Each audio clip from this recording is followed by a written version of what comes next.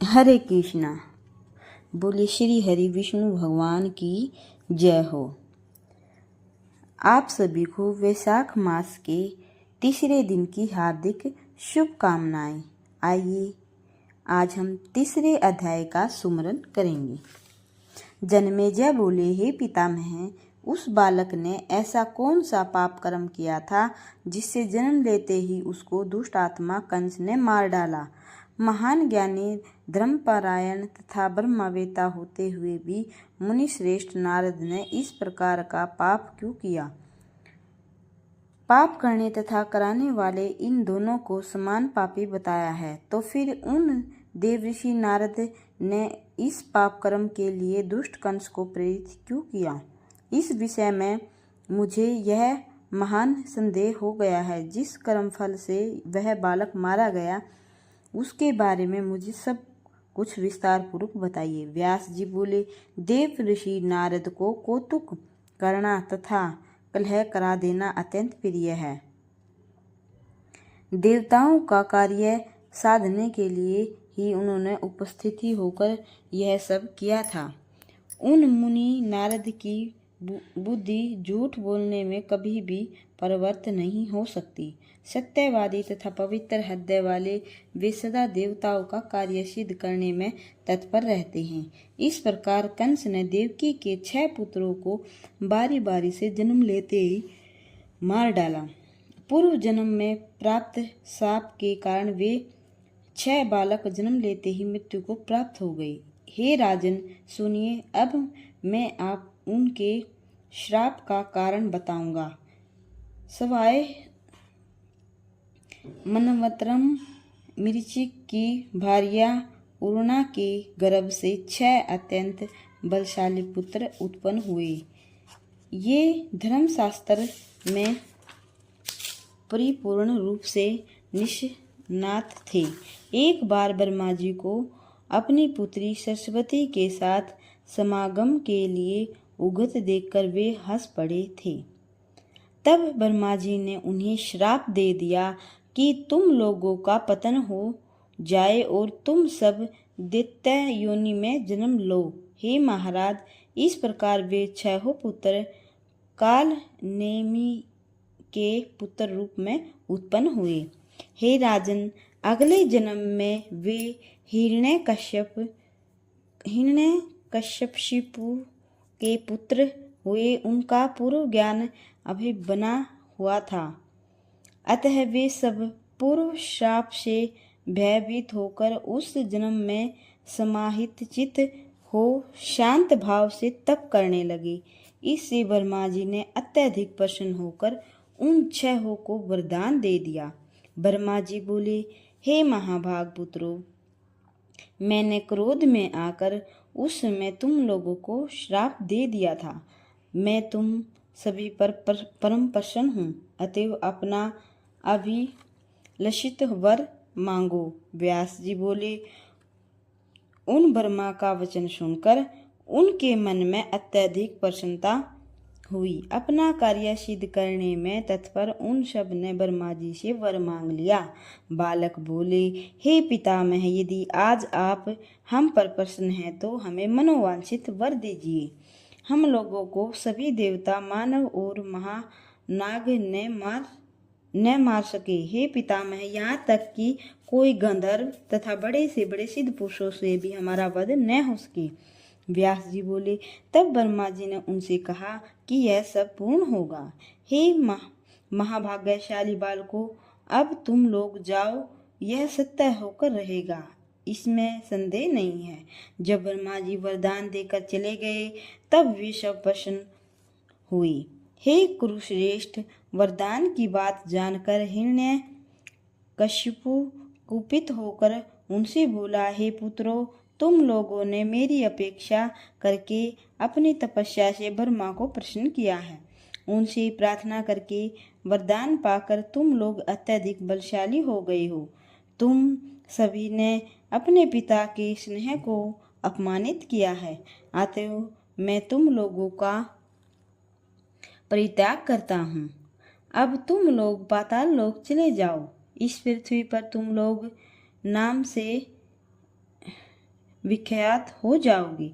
पाताल लोक में तुम लोग बहुत वर्षों तक निद्रा के वशीभूत रहोगे।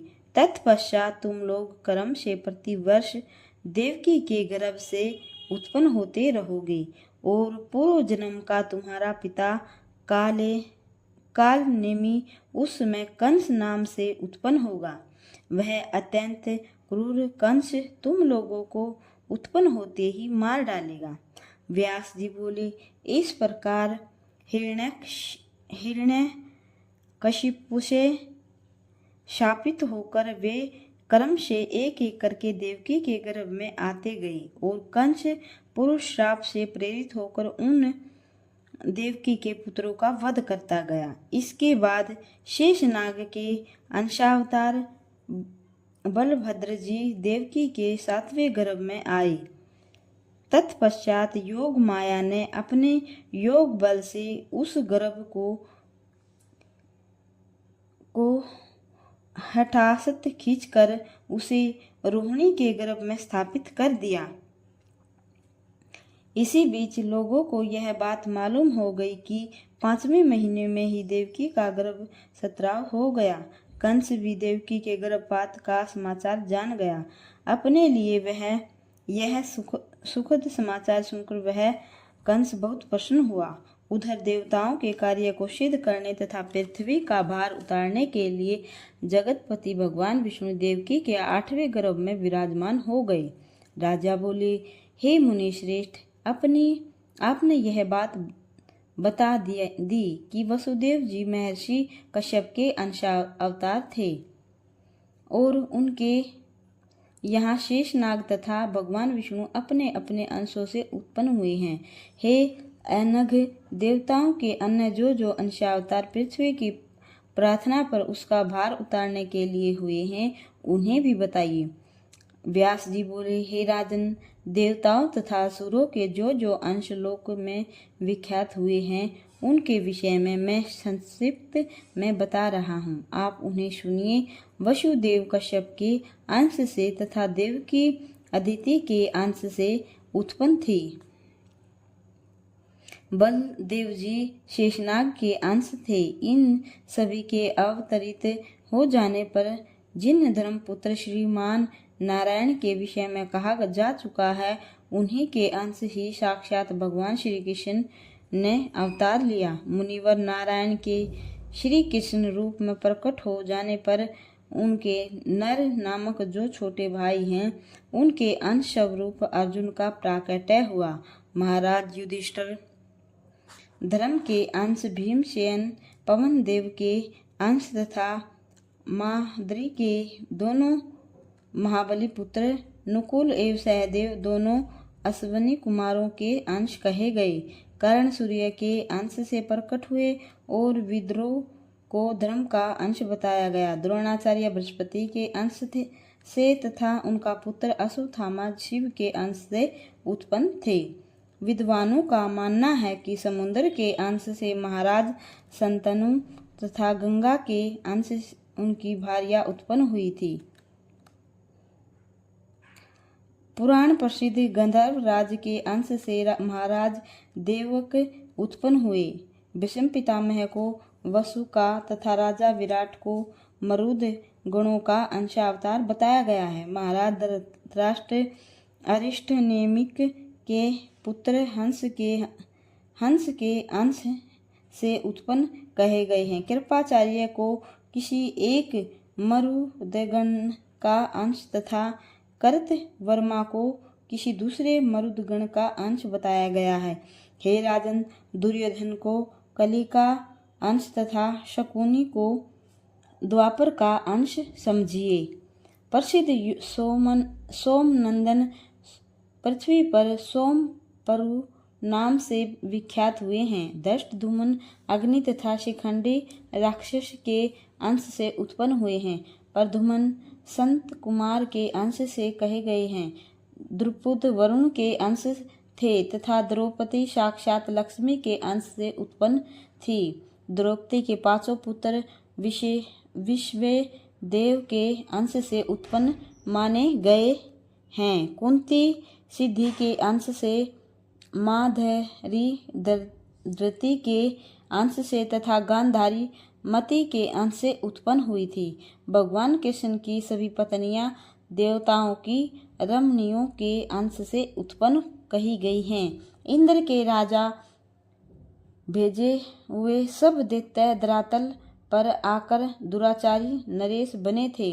शिशुपाल को हिरण्यकशिपु का अंश कहा गया है। जरासंध तथा शल्य प्रहलाद का अंशावतार था। कालनेमी कंस हुआ और तथा है शिकारो केशी का जन्म प्राप्त हुआ। बलिपुत्र को कही अरिष्टासुर बना जो गोकुल में मारा गया।